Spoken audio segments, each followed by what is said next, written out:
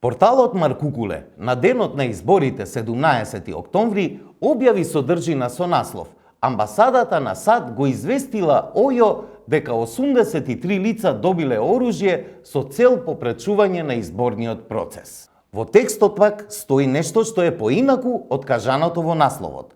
Од Амбасадата на САД во земјава доставено било известување дека лице од политичка партија пријавило оти над 80 лица добиле огнено оружје за да го загрозат изборниот процес, се вели во текстот. Излегува дека насловот на Маркукуле манипулира, а дека е точно тоа што се тврди во текстот, односно Амбасадата на САД не го известила ОЈО дека 83 лица добиле оружје со цел попречување на изборниот процес, туку го известила за доставена пријава од лице од политичка партија, која ја проследила до надлежните за да се провери.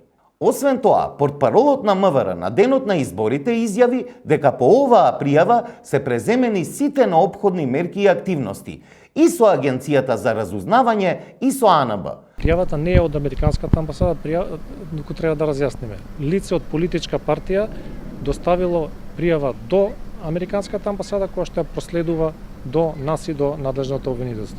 Веднаш штом ја добивме оваа пријава, преземени се сите неопходни мерки и активности во координација со Агенцијата за разузнавање и Агенцијата за национална безбедност. И она што можам да го кажам дека апсолутно нема никаква потврда на вистинитоста на оваа пријава. Досега, значи извршени се сите потребни мерки и активности и досега нема апсолутно никаква потврда. Едно во насловот, а сосем друго во содржината. Повторно и во овие кратки нозе се сретнавме со најчестата форма на манипулација со публиката.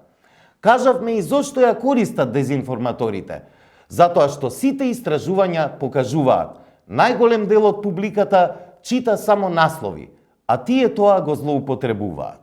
Затоа, постојано повторуваме, содржини со вакви бомбастични наслови треба да се читаат до крај, а и да се споредуваат потоа со содржини од професионални медиуми на истата тема.